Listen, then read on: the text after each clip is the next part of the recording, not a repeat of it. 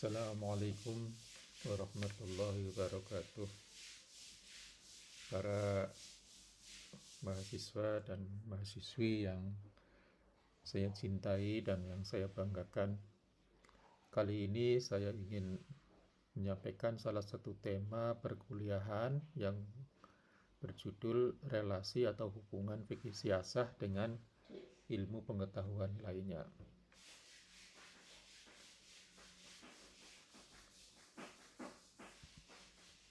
Relasi fikih siasah dan pengetahuan lainnya minimal bisa kita lihat dari berbagai ilmu, yaitu diantara lain adalah teologi atau tauhid, etika ataupun akhlak, sejarah, dan ilmu-ilmu sosial pada umumnya. Relasi fikih siasah dengan tauhid ataupun teologi itu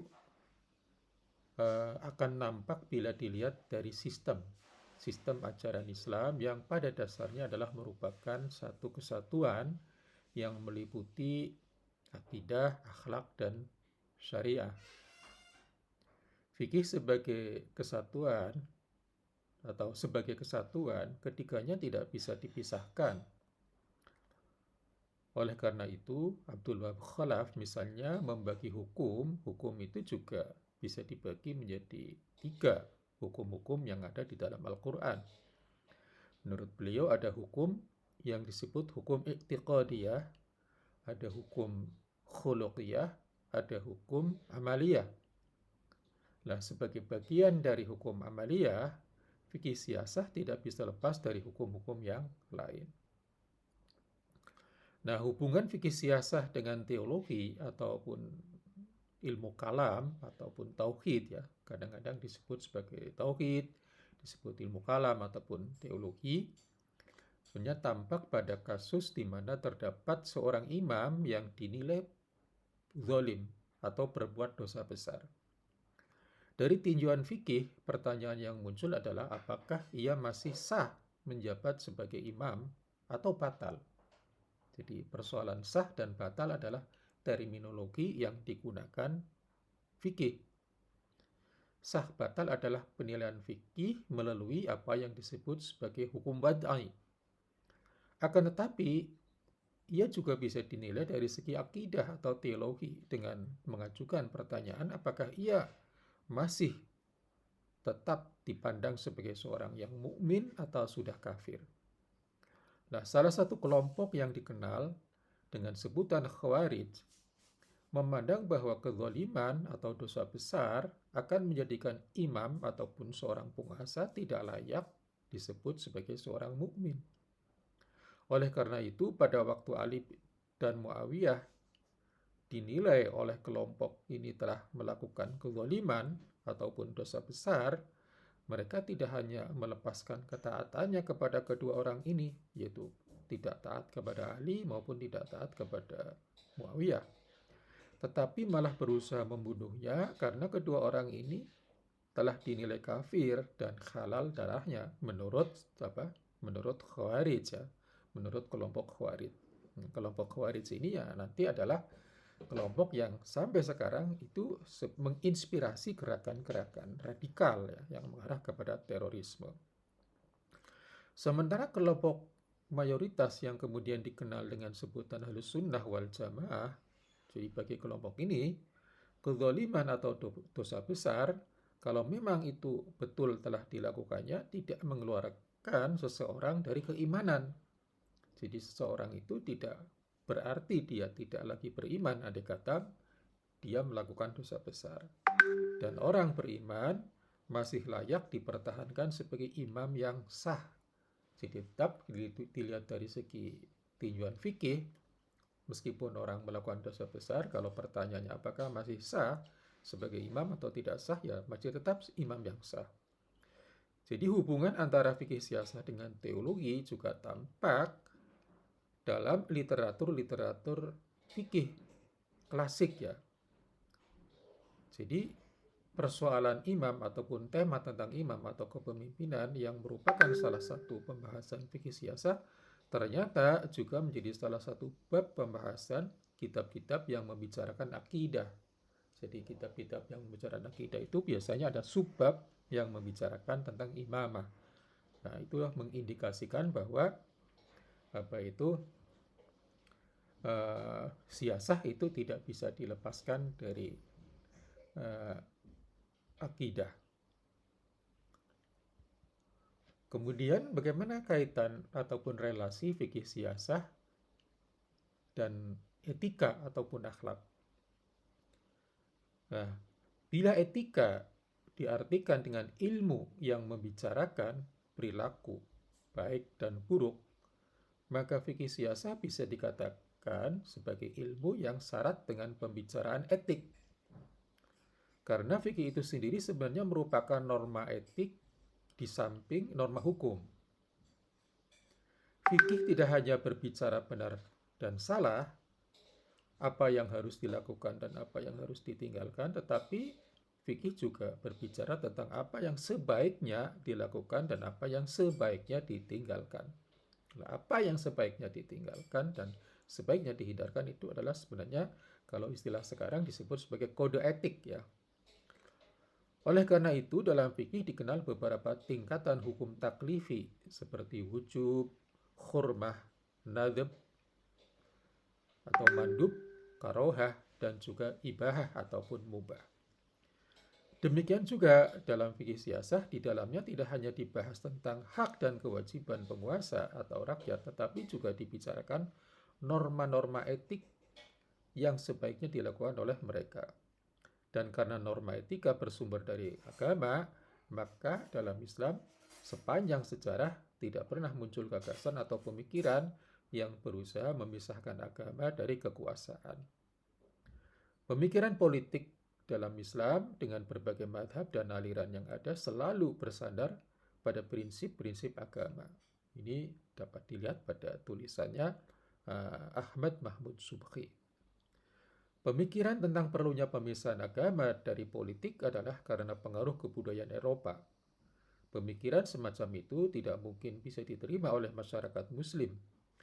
Ide sekularisasi yang pernah dicoba di Turki oleh Mustafa Kemal tidak berhasil.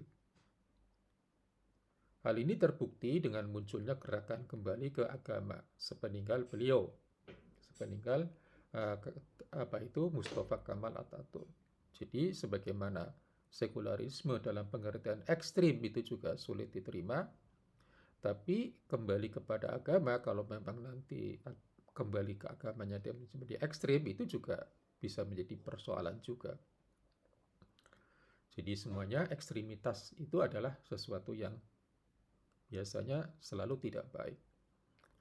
Nah, oleh karena itu Ibnu Abi Rabi dalam kitab yang membicarakan siasah yaitu Sulukul Malik fi Tadbiril Malik fi Tadbiril Mamalik membahas akhlak terlebih dahulu sebelum membicarakan macam-macam siasah. Dalam muqaddimahnya atau muqaddimah kitab Sulukul Malik fi Tadbiril Mamalik, Ibnu Abi Rabi menyatakan bahwa kitab ini bertujuan menjelaskan keutamaan manusia yang diperoleh melalui perilakunya yang terpuji dan menjauhi perilaku yang tercela.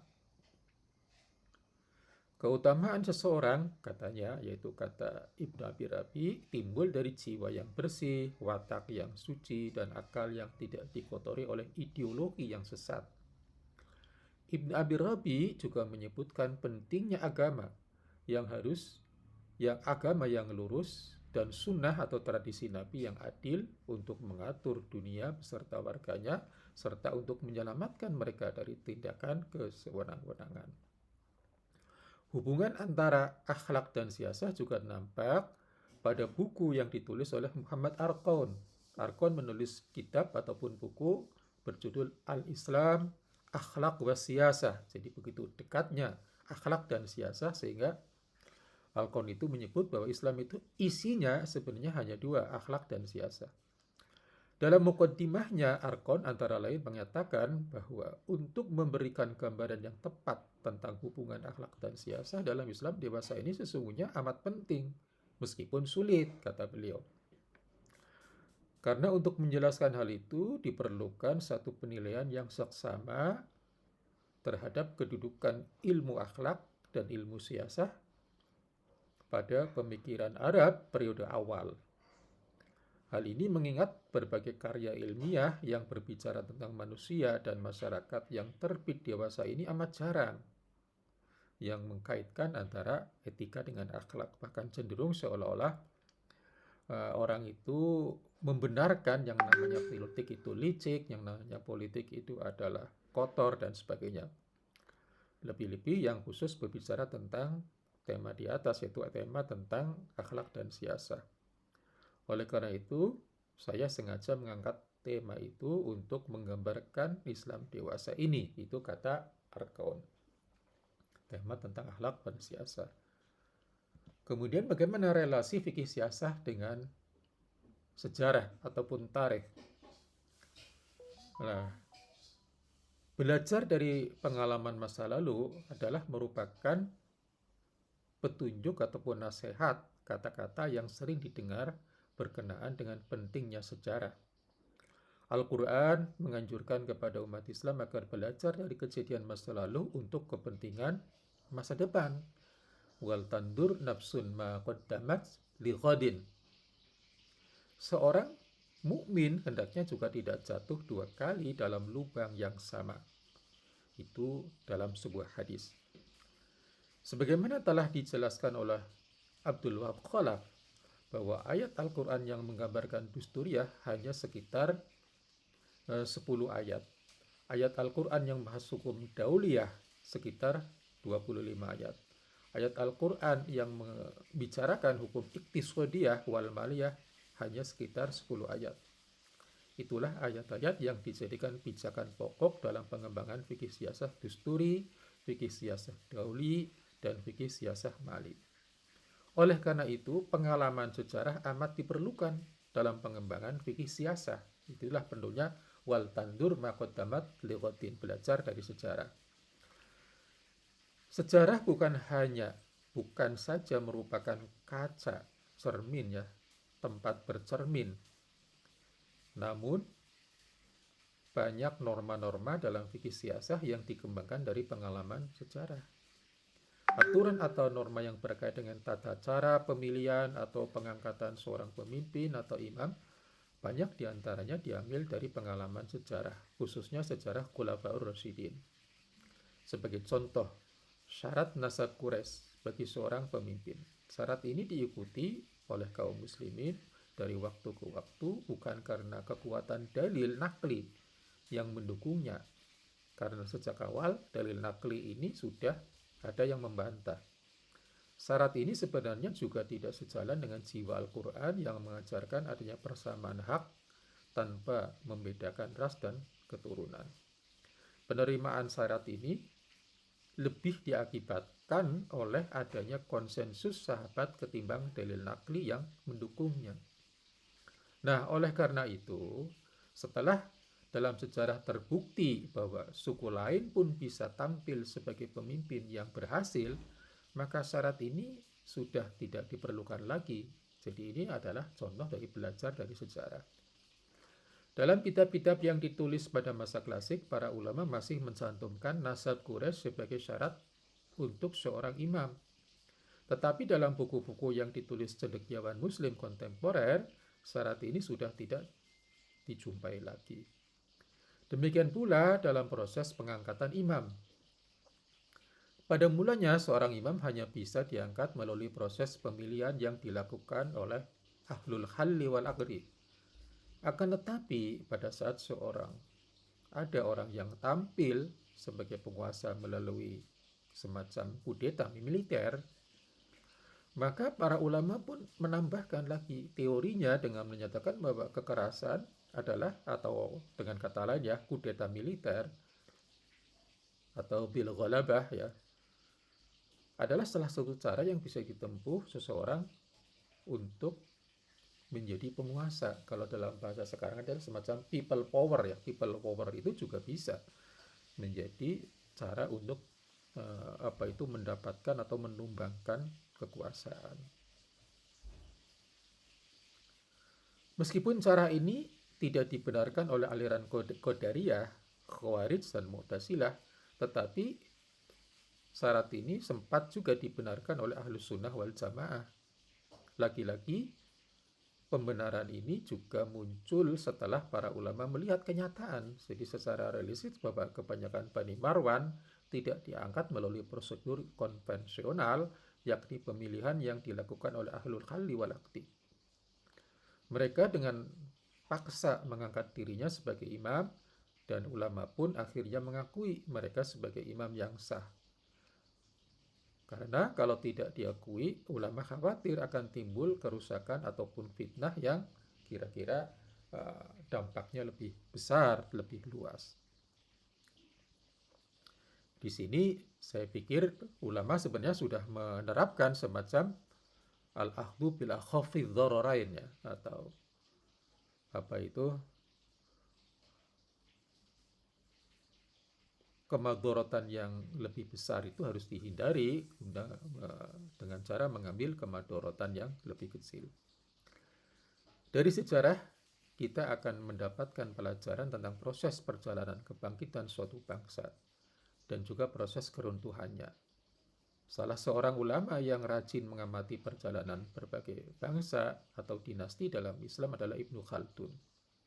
Dari hasil pengamatannya itu, beliau kemudian membuat kaidah ataupun teori yang menjelaskan proses awal bangkitnya suatu bangsa atau generasi sampai dengan proses keruntuhan suatu bangsa atau dinasti. Kaidah yang dirumuskan oleh Ibnu Khaldun itu amat menarik untuk dipelajari karena dengan kaidah-kaidah itu seorang bisa membuat prediksi generasi, bangsa atau dinasti mana yang akan tampil sebagai pemimpin di masa depan dan mana pula dinasti yang sudah berada di ambang kehancuran. Salah satu teori yang dikemukakannya adalah bahwa kerajaan dan dinasti hanya bisa ditegakkan atas bantuan solidaritas sosial yang kuat ataupun asobiyah. Kedudukan sebagai raja adalah kedudukan yang terhormat dan diperebutkan karena memberikan kepada orang yang memegang kedudukan itu segala kekayaan duniawi dan juga kepuasan lahir batin. Oleh karena itu, menjadi sasaran perebutan dan jarang sekali dilepaskan dengan sukarela. Sebaliknya, selalu di bawah paksaan. Perebutan membawa kepada perjuangan, dan perebutan membawa kepada perjuangan dan peperangan dan runtuhnya singgah-sana.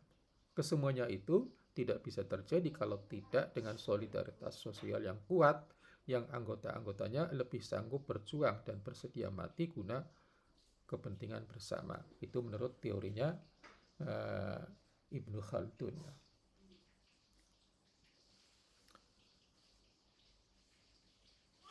Jadi ini bagaimana terkaitan antara apa itu siasah dengan sejarah yang dihubungkan dengan teorinya Ibnu Khaldun. Dan Ibnu Khaldun itu bukan hanya dikenal sebagai sejarawan, tetapi juga sosiolog yang tadi dikatakan terutama teorinya tentang asobiyah atau solidaritas sosial dan teorinya tentang siklus atau perputaran atau jatuh bangunnya kekuasaan. Jadi fikih siasah juga sekali lagi berhubungan dengan erat dengan ilmu-ilmu sosial seperti sosiologi, antropologi, ataupun ilmu politik. Hal ini karena baik fikih siasah maupun ilmu-ilmu sosial mempunyai objek penyelidikan yang sama, yaitu manusia dengan anggota kelompoknya. Manusia sebagai kelompok, ya. Ilmu-ilmu ini mempelajari kelakuan manusia serta cara-cara manusia hidup serta bekerja sama. Gagasan bahwa manusia tidak dapat hidup sendiri, tetapi selalu hidup bersama-sama dengan sejumlah orang lain bukanlah penemuan baru. Sejak kira-kira 400 sebelum Masehi, filosof Yunani Aristoteles berkata bahwa manusia merupakan zoon politikon, makhluk sosial. Gagasan ini kemudian diterima oleh banyak pemikir Islam seperti Ibnu Abi Rabi, Al-Farabi, Al-Mawardi, dan Ibnu Khaldun. Dalam membahas aturan aturan-aturan yang mengatur kehidupan bersama, mereka selalu mengawalinya dengan menyatakan bahwa manusia adalah makhluk sosial yang tidak bisa hidup menyendiri untuk memenuhi kebutuhannya. Dari tinjauan fikih siasah atau dari tinjauan fikih, aturan-aturan yang digunakan untuk mengatur kehidupan bersama dalam masyarakat disebut fikih siasah. Itulah yang menjadikan fikih siasah juga tidak bisa dilepaskan dengan ilmu-ilmu lain, termasuk ilmu sosial, antropologi, sosiologi, dan lain sebagainya. Wallahu a'lam bishawab, wallahul muwaffiq ila aqwamit thoriq. Wassalamualaikum warahmatullahi wabarakatuh.